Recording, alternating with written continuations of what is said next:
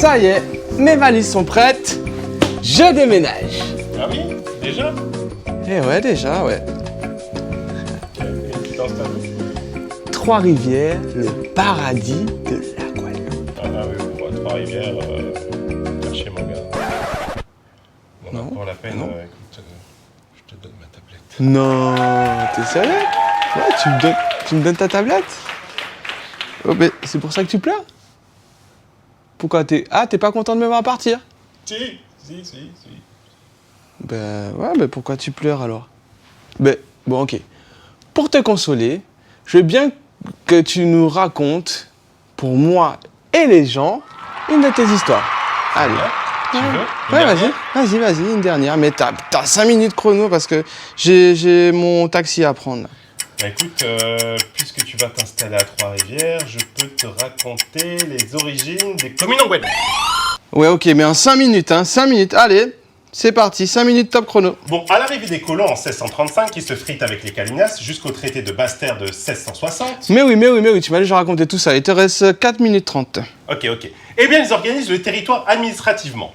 Rien de neuf sous le soleil, hein. Les colons copient la même structure de base du royaume de France, c'est-à-dire en paroisse. Ah ben ouais, bon, on va parler d'église et d'administration. Je sens que ça va être les 4 minutes les plus longues de toute ma vie. Eh bien, ça commence par l'installation au Vieux-Fort avec la construction du fort royal et d'une église. En 1640, selon le père Breton, il y avait 5 églises sur l'île à Basse-Terre. Vieux habitants, Grand-Anse, Grand-Rivière et Sainte-Marie. Ah ben là, ça commence fort. Alors, Le tout est dirigé par différents ordres religieux. D'abord, il y a les dominicains, ensuite les carmes, et enfin les jésuites, qui eux sont limités à l'encadrement des esclaves. Ils ont vraiment un très très grand territoire, par exemple la paroisse du Grand Cul-de-Sac Marin, qui s'étend de Pointe-Noire à Baie-Mahault. ah ouais, ça fait vraiment une grande paroisse. Au fur et à mesure, il y a de plus en plus de colons, comme tu t'en doutes. Ce qui fait évoluer les fonctions de la paroisse, qui est alors chargée de la défense du territoire et de sa mise en valeur, notamment pour la Grande Terre. Ah ouais, on commence un peu à s'éloigner de la messe là. Profondément religieux, ces colons, dès qu'ils sont au moins une vingtaine au même endroit, bâtissent avec les moyens du bord une chapelle et exigent d'avoir un prêtre. Ah ouais, et est-ce que eux aussi ils bloquaient les ronds-points comme nous? Nous voulons plus de prêtres. Canouvé, pisse la baie. Canouvé, pisse la baie. Canouvé, pisse la baie. Canouvé, pisse la Mais en baie. dehors du religieux, les paroisses remplissent plein d'autres fonctions. La transmission des informations du pouvoir, par exemple. On distingue 3 positions importantes. Le prêtre qui fait le lien entre l'administration et les paroissiens, le marguillier qui a la responsabilité des finances et le commandant de la paroisse a des attributions militaires. Mais avec le temps, son poste se détachera de la paroisse pour créer le quartier. Mais le quartier, c'est pas encore la commune. Mais tiens, il te reste 3 minutes là. Hein. Et puis il y a mon taxi qui va arriver. Et je commence à avoir faim. Donc tu seras obligé de payer les deux. Parce que là, j'ai un petit creux. Eh non, c'est pas encore une commune. Le quartier, c'est une division qui n'existe pas encore en France d'ailleurs. Il peut couvrir le même territoire qu'une paroisse. Il est délimité par des rivières ou ravines par exemple. Il est dirigé par un commandant de quartier qui gère les activités militaires. Entraînement, corvée, fortification, chemin et bien sûr la défense du quartier. Ah ouais, les quartiers de l'époque, c'est un peu comme le RSMA aujourd'hui, quoi. Les habitants sont organisés en milices, dirigés par un capitaine. Tous les hommes capables de manier une arme sont sous les ordres du capitaine. En fait, les milices veillent à ce que tous payent leurs impôts et taxes. Du racket, une espèce de gang, quoi. On se plaint de la jeunesse, tout ça, mais bon, l'histoire, elle se répète, hein. Mais non, Nouma. Le chef de la milice est sous ordre du gouverneur. Il rassemble la milice en cas de danger, d'invasion ou de révolte d'esclaves. Une police privée, quoi. Il est aussi garant de la tranquillité du quartier et responsable de la défense des biens matériels. Plus que 2 minutes 38. En 1789, c'est la Révolution française. Alors les communes prennent la place des paroisses en France. La commune est une institution laïque, elle s'occupe de l'enregistrement des naissances, des mariages et des décès. Mais cela qu'a fait une consa, alors. Eh oui, Nouma. La religion est désormais interdite et les prêtres ont immigré. Fini les registres de catholicité, désormais il y a des registres d'état civil.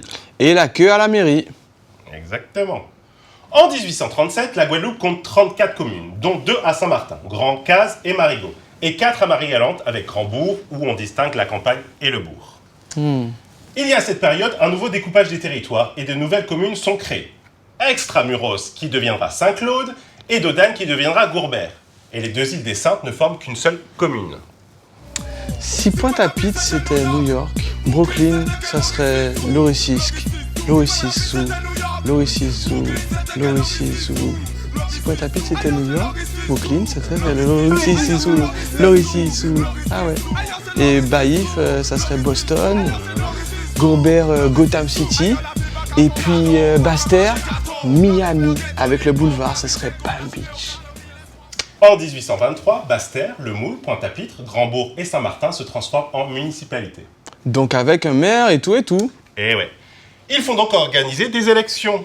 Ce sera fait en décembre 1837. La gestion des communes est alors confiée par décret à un corps municipal. Bon, à la tête du corps municipal, il y a un maire et des adjoints nommés par le gouverneur. C'est une espèce de conseil municipal élu au suffrage censitaire. Suffrage censitaire, c'est quoi ce truc encore? Et oui, seuls ceux qui ont de l'argent et qui payent des impôts peuvent voter. Ah oui, en plus il faut être riche pour voter maintenant. Ah ben oui, on aura tout vu. Allez.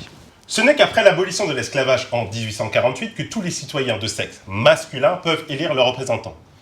Hein? Et les femmes alors, elles ont pas le droit de voter? Et non, et il faudra attendre encore bien longtemps. Mais ça, c'est une autre histoire. Les premières élections municipales ont lieu qu'en janvier 1850, mais c'est toujours le gouverneur qui nomme les maires et les adjoints, mais cette fois, parmi ceux qui ont été élus sur les listes présentées. Bon Mathieu, à Brest là, j'ai un taxi à prendre. Ok. Bon, forcément, le territoire des communes varie avec le temps. Mais le grand changement, c'est leur nom. Lors de la Révolution, on les change afin de transmettre un message. Pointe-à-Pitre devient Port de la Liberté, Port-Louis, Port Libre, Grandbourg, Réunion, où en tentant d'éradiquer la religion, Sainte-Anne devient Fraternité, Saint-François, Égalité, Sainte-Rose, Tricolore, et pour Marie-Galante, Saint-Louis, Vieux-Fort. Avec l'arrivée de l'Empire, les communes reprennent leur ancien nom, et voilà. Et voilà? Et voilà. C'est bon, t'as fini? Ouais. Ah mais franchement, tu t'améliores Mathieu. Hein? Non mais franchement, je voulais te dire merci pour la tablette, franchement, c'est un super cadeau. C'est un frère. Ouais. Mais aussi pour toutes les histoires que tu m'as racontées, à moi et aux gens. Coucou les gens! Franchement, c'était chouette, mais par contre, je suis un peu déçu sur les communes, parce que tu as oublié de parler de Trois-Rivières, et comme chaque Guadeloupéen le sait, Trois-Rivières, c'est le paradis de la Guadeloupe. Bon, non, moi je pense qu'il est temps de prendre ton taxi là, parce que toujours qu'avait mélangé coco là. Ouais, mais oui, ben caille, un pâti, ouais. Bring it back.